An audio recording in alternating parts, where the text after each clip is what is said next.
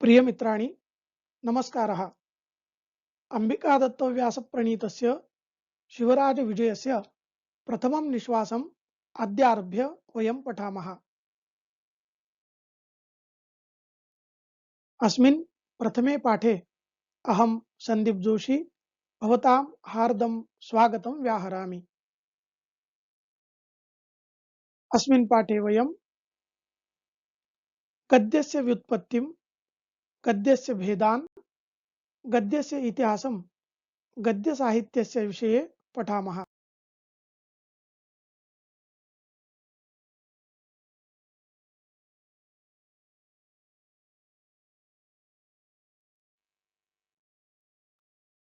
गदो व्यक्तायां वाचि इत्यस्मात् धातोः कर्मणि यत् प्रत्यये कृते गद्यम् इति पदं निष्पद्यते।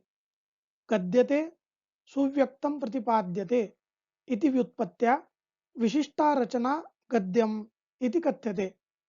आचार्यदण्डिना अपदः पदसन्तानो गद्यम् इति पादरहितः पदसमूहः गद्यम् इति कथ्यते।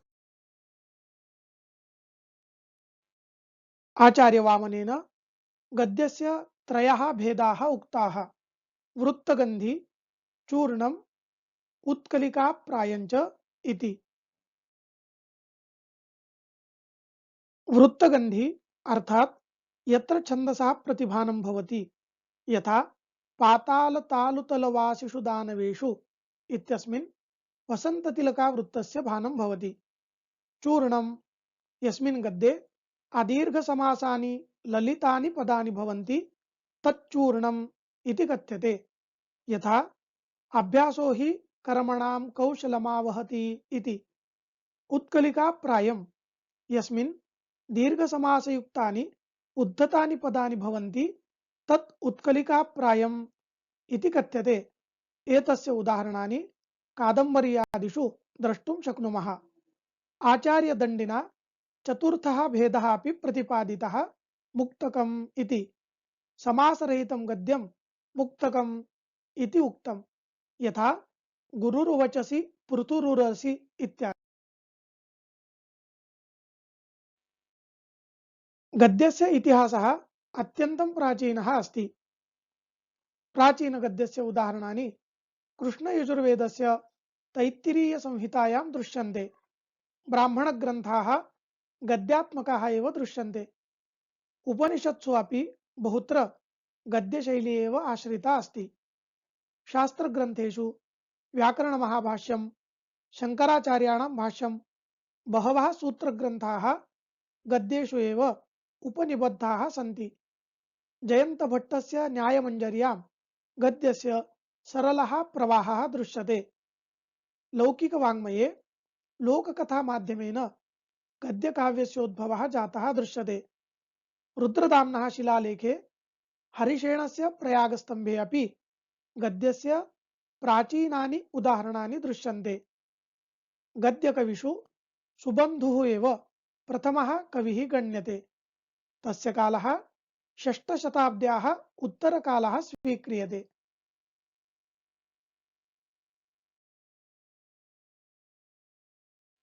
वासवदत्ता सुबन्धोः प्रथमा रचना अस्ति। कन्दर्पकेतु वासवदत्तयोः प्रेमकथा अत्र वर्णिता अस्ति। अत्रत्यं कथावस्तु सुबन्धोः मौलिकं कल्पनम् अस्ति। सुबन्धुः वक्रोक्तिमार्गस्य निपुणः कविः अस्ति। हर्षचरितं बाणभट्टस्य एषा रचना अस्ति। अत्र राज्ञः हर्षवर्धनस्य जीवनचरितं वर्णितम् अस्ति। अस्मिन्नेव काव्ये बाणभट्टेन स्वीयं जीवनचरितं प्रारम्भिकेषु त्रिषु उच्छ्वासेषु वर्णितम् अस्ति। कादम्बरी बाणभट्टस्य अपरा प्रसिद्धा रचना अस्ति। गद्यकाव्ये एषा अत्यन्तं प्रसिद्धा अनुभवा च रचना गण्यते। अत्र चन्द्रापीडपुण्डरीकयोः जन्मत्रयस्य कथा वर्णिता अस्ति।